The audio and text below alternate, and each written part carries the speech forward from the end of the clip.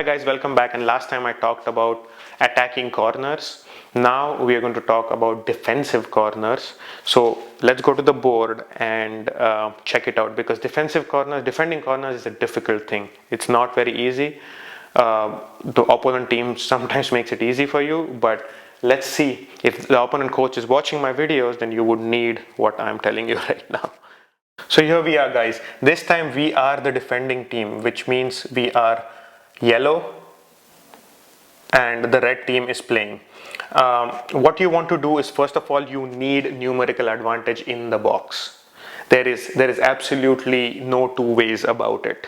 You have to be really set where you have at least one or two players extra in the box compared to the opposition team, and usually that will happen because most teams would not leave this one-on-one and flood like they will usually leave this. So before we even get into tactics, let's talk about the setup. The setup is basically you don't want the opposition player to catch you off guard and play a short corner. So most teams, what they do is if they are trying to play some tricky thing, they'll have two players here or one player here.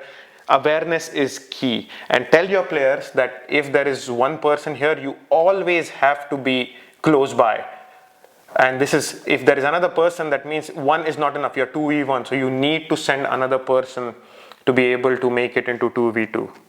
And in this case, what you're doing is, yes, you're losing players, but you're also making sure there is no change of angles, and you're trying to force almost the other person even beforehand to play a long ball, because that becomes very predictable.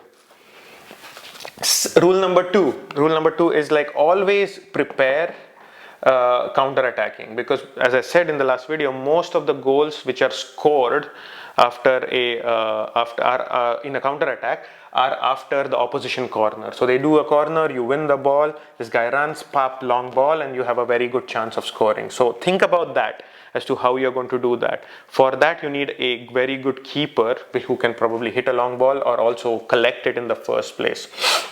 How do you do that? You set up so you are actually blocking most of their runs. So regardless of the fact, if you're not going to, you have to stick with the person and be as close as possible, and don't let them get a run up on you. So what do I mean by that? If you're far away and the guy is running up from here, you're jumping just straight here and this guy's taking a nice leap, it's very hard. But if you're running with the person the whole time and blocking it, almost like jockeying in a basketball situation, then you have a better chance of not maybe winning the header, but at least throwing the other person off for this.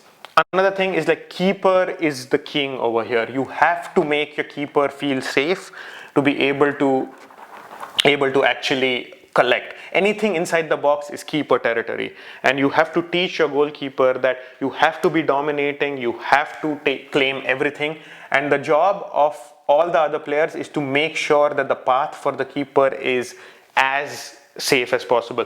When the keeper yells keeper ball, you need to block other players and make some room for the keeper to go and collect the ball. Very, very important. If you have a good keeper in a corner situation, that is one of your best assets you can have, not only for actually just defending, but also launching counter attacks. One more thing. Now you ask, okay, my keeper is not that great, he just drops everything. You protect him. So you can put a player on the post. I usually like to put it in the near post, because if this ball comes in swinging inside, it's very hard to deal with. So near post, you'll have another player, and again you're going man to man, and also you're putting one extra player in the zone here. So basically every corner which doesn't beat the first man, you can try and just shoot it out. Again, around the penalty box, I will probably put another player who is a tall towering presence, and bypassing him is very difficult. Second post deliveries in this case become a threat, but usually they are long, and hopefully your keeper can come out. If not, what I would do is actually just keep them man and then just put one over here to deal with the second post deliveries. So that's one. Protect your keeper, give him clear path. Think of the strategies of how you want it to be. Don't let them play short corners very easily. Awareness is the key, and prepare for a counter attack. Those are my 4 points. Again, you may say, okay, that's a bit vague, but it is, because defending corners is not easy, and it is very, very dependent on what kind of team you have. One thing I forgot is like a physical mismatch. So, as you make sense, the tallest player should defend the tallest player from the opposition, and you can't put like me, who is 165, against some 6-footer guy, and that probably won't work. So those are my tips for defending corners, and next time we are going to talk about throw-ins. Why throw-ins? I'll explain next time. Ciao ciao.